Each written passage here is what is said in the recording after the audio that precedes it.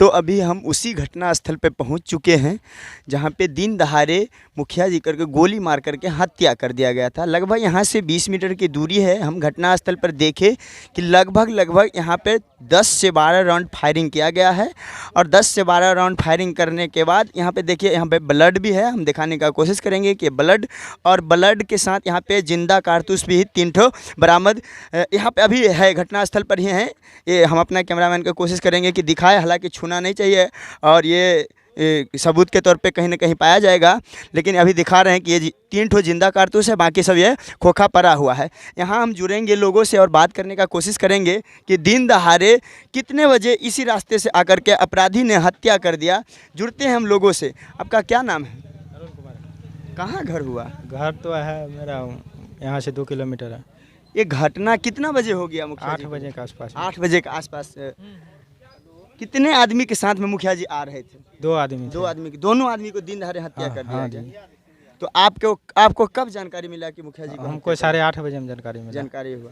तो कहीं न कहीं स्थिति दयनीय है और नम आंखों से यहाँ पे लगभग सैकड़ों के संख्या में लोग आ गए हैं देखने के लिए। मुखिया जी को अभी कहाँ लेके जाया गया है? हम तो आए हैं, बाहर से आए हैं। जी। आपका नहीं पता, हम भी पोस्टमार्टम के लिए लेके गए हैं? हाँ, समस्तीपुर। यहाँ से हॉस्पिटल से रेफर हुआ समस्तीपुर में है। जब यहाँ पे घटनास्थल पर पहुँचा गया लोगों के द्वारा तो वो जिंदा थे कि नहीं भाई, नहीं बता सकते हम लोग को। आधा घंटा के बाद मालूम हुआ तब हम आए यहाँ। अच्छा। बोल रहे थे जो मतलब बेहोशी हालत में थे, इसी हालत में। यहाँ जो सुने जो आवाज़ जो है से नहीं निकलता था, लेकिन फक फक जो है से शरीर कर रहा था। जिसको 10 राउंड 12 राउंड फायरिंग करके मारा जाए तो वो कहीं ना कहीं डेथ वहीं पर हो जाएंगे। अभी तो हम देख ही रहे हैं। चलिए जुड़ते हैं उसी पंचायत के सरपंच महोदय से जुड़ते हैं, जानकारी लेते हैं कि उनको क्या कहना है। सरपंच साहब जी, ये सरपंच साहब हैं उन्हीं के पंचायत के जो भूतपूर्व में मुखिया थे और इस बार वो शायद 60 वोटों से हार गए थे। उन्हीं मुखिया जी, ये इनका मित्र भी हैं, वो जो मरे हैं मुखिया जी इनका मित्र है। इनसे जुड़ते हैं। आपके दिल में कैसा ये हो रहा है और कब मालूम चला कि एक रोटी में हम लोग आधा आधी खाने वाले लोग थे? अच्छा। आप कल्पना कर सकते हैं, सांझ भी मंत्री एगो अंडा का ऑमलेट बनाया, आधा हम खाया आधा वो खाया। सांझ की बात है, 7:30 बजे में। आप सोच सकते हैं मुखिया 3 4 दिन पर कभी काल बैठते थे, उधर से लौटता था तभी हमारे चौक पर चाय पीता था। आज पर डे वो चिमनी आगे उसका चिमनी है इसी रूट में, आधा किलोमीटर होगा, वो पर डे जा रहा था और यहाँ उसको कोई गुड फेथ में इशारा करके रोका है और गोली जो आपके सामने में वैसे नहीं रुकता वो जो आपका मित्र था सुरेंद्र मुखिया जी, वो आपका जो मित्र था वो तो चला गया, लेकिन उनके साथ में एक और लोग थे। वो नारायण सिंह थे, मेरे गांव का शिवनाथपुर का, मेरे घर का बगल का है वो लड़का। हाँ, 5 नंबर वार्ड का, मेरा 4 नंबर हुआ, उसका 5 नंबर हुआ। रोज उसके साथ बैठते थे। तो आप क्या मांग करना चाहेंगे? मांग हमको कुछ नहीं, हमको घटना का उद्भेदन होना चाहिए और अपराधी जल्दी से जल्दी गिरफ्तार हो जाए, तभी यही हम लोगों का मांग है। हाँ, अपराधी गिरफ्तार हो। तो कहीं न कहीं अपराधी को कड़ी से कड़ी सजा मिलना चाहिए कि नहीं मिलना चाहिए सरपंच साहब जी? अरे वही सजा की मांग कर रहे हैं। जब अपराधी गिरफ्तार होगा तब न सजा उसको मिलेगा और अगला अपराध रुकेगा। कहीं न कहीं विभूतिपुर में कानून व्यवस्था की स्थिति सही नहीं है। सही नहीं है और उसका उदाहरण है ये 2 मर्डर, डबल मर्डर हुआ था। हमको याद है जब वीरेंद्र सिंह साखमन में डबल मर्डर हुआ था, जो प्रमुख थे, उसके बाद ही बहुत दिन के बाद ही डबल मर्डर है। अच्छा, ये बहुत चिंता का विषय है इस सरकार में डबल मर्डर हो जाना। तो कानून व्यवस्था जो है वो कहीं न कहीं चरमरा गई है बिहार में और बिहार के कानून व्यवस्था पे आए दिन सवाल उठते ही रहता है।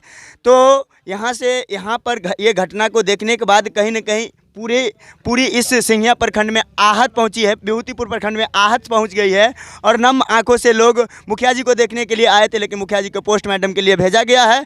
अब आगे की जो कार्यक्रम है वो हम और आदमी से जुड़ते हैं। आपका क्या नाम है भैया? हम तो राही हैं भैया। आप राही हैं? तो और कोई आदमी है? बताओ ना जी, क्या कैसे घटना घट गया? आपका घर कहाँ पर है? मेरा घर हुआ बिरसैया मुखिया जी के पास। मुखिया जी के घर के मुखिया जी के घर के पास। कैसे घटना घटा? कैसे आपको मालूम चला कि मुखिया जी के निर्मम तरीका से हत्या कर दिया गया है? सर देखिए, जब हम सो के उठे, हम थोड़ा लेट से उठते हैं, मेरा स्वास्थ्य आजकल गड़बड़ है। हम जब लेट से उठे तो देखते हैं और सुनने में आया गाँव घर में शोरगुल हो रहा है कि हमारे विभूतिपुर जो सिंगापुर दक्षिण के मुखिया थे, विभूतिपुर प्रखंड के सिंगापुर दक्षिण पंचायत के, उनका निर्मम हत्या कर दिया गया है गोली से। तो इसकी जानकारी हम लोग को मिला। जानकारी जैसे ही मिला तो हम लोग सोचे कि जाके देखते हैं घटनास्थल पे हो या चौक पे हो। तो हम लोग जितना युवा लोग हैं, युवा वर्ग हैं, हम तो खैर तबीयत खराब है तो हम तो अपने दवा वगैरह में लेट हो गए। लेकिन मेरे युवा साथी जितने भी हैं सभी आग जगह जगह आगजनी, चौक चौराहे पे बंद, शक्कर बंद, जितने भी हो, चक्का जाम, सड़क जाम, जितने भी करने में मेरे साथी सब अभी तत्पर हैं, जो कि आप देख रहे होंगे। जी जी जी। और ये जो हत्या है, ये सिर्फ हत्या ही नहीं, ये साजिश है। और विभूतिपुर में हम ये दावे के साथ कहते हैं कि विभूतिपुर में आए दिन प्रतिदिन अपराध रुकता नहीं है, बढ़ने का काम करता है। लगता है कि जड़ से कोई पानी डाला और पनकी दे रहा है। क्यों? हम प्रशासन पे सवाल करते हैं, क्यों विभूतिपुर प्रशासन क्या कर रही है? अगर विभूतिपुर प्रशासन से ये नहीं हो पा रहा है तो उनको ये सोचना चाहिए कि क्यों नहीं हो रहा है, नहीं तो ऊपर अपने अधिकारी को आवेदन लिखे। SHO साहब सोए हुए थे कि या सोए थे या नहीं, ये तो हमको नहीं मालूम है, लेकिन ऐसा नहीं होना चाहिए। ये क्यों हो रहा है, इस पर सवाल उठाने वाला कौन है? अगर मान लीजिए जो हमारे युवा जोश के ताकत थे, युवा दिल के धड़कन थे, हमारे सिंगापुर दक्षिण पंचायत के मुखिया, वो कोई जब वो सेफ नहीं रह पाए तो हमारे पंचायत के लोग कैसे सेफ रहेंगे? जरूर कैसे सेफ रहेंगे? हमको बताया जाए। आए दिन हम लोग भी मेहनत करते हैं, हम भी पॉलिटिक्स करते हैं, मन है, रुचि है पॉलिटिक्स में। अगर ऐसे हो तो हम लोग किस आधार पर कदम बढ़ाएंगे? ये सवाल हम प्रशासन से जानना चाहते हैं, SP महोदय से जानना चाहते हैं, बिहार सरकार से जानना चाहते हैं। आखिर क्यों? कहीं न कहीं यहाँ के लोग काफ़ी नाराज है प्रशासन से और यहाँ के व्यवस्था से। प्रशासन अगर थोड़ी भी रुचि दिखाती है तो कहीं न कहीं अपराधी भाग के नहीं चला जाता है कि नहीं? बिल्कुल सही बात है। चलिए और आदमी से जुड़ते हैं।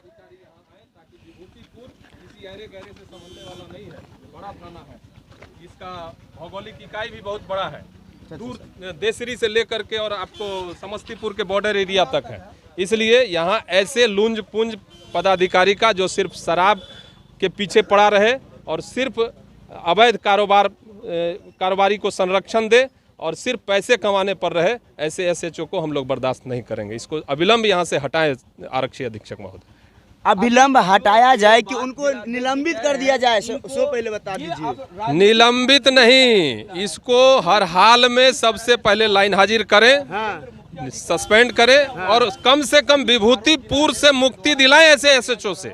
जो सिर्फ और सिर्फ पैसा कमाना जिसका काम रह गया है। यह इसके बारे में पता चला है कि यह स्कॉर्पियो भाड़ा पर लगा करके और कमाने का काम करता है। SHO साहब? जी, SHO साहब के बारे में कुछ दिन पहले हम लोग, आप लोगों के माध्यम से हम लोगों ने देखा है कि एक गरीब जो बुजुर्ग थे उनसे 10,000 रुपया ले लिए और वो मामला वीडियो वायरल हुआ था।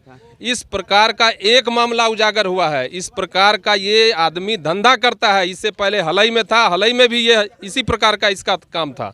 और विभूतिपुर में आए हैं, 5-6 महीना हो गया और 5-6 महीना में जितना ये यहाँ पर अपराधी तत्व बढ़ा है, अब बर्दाश्त नहीं किया जाएगा। भाई सुरेंद्र जी के हत्या के बाद अब यह SHO अविलंब यहाँ से सस्पेंड हो और विभूतिपुर से मुक्ति हमारे आरक्षी अधीक्षक महोदय दे, नहीं तो हम लोग आंदोलन करने पर थाना को घेरने के काम करेंगे। तो इनका कहना है तो ये अगर इसी तरह का चलता रहा तो कानून व्यवस्था पर कहीं न कहीं सवाल तो उठता ही है। लेकिन यहाँ विभूतिपुर का तो बात छोड़िए साहब, पूरे बिहार का कानून व्यवस्था इसी तरीका के कहीं न कहीं सरकार इसमें भागीदारी है और सरकार से यहाँ के लोग नाराज़ हैं, यहाँ के थाना अध्यक्ष से नाराज़ हैं और उनको अविलंब निलंबित करने का मांग कर रहे हैं। चलिए इसी के साथ वीडियो को खत्म करते हैं। अगर इसी तरह के न्यूज़ पाने के लिए पब्लिक सिटी 10 को सब्सक्राइब करें, अगर हमारे फेसबुक पेज को देख रहे हैं तो फॉलो करें। धन्यवाद।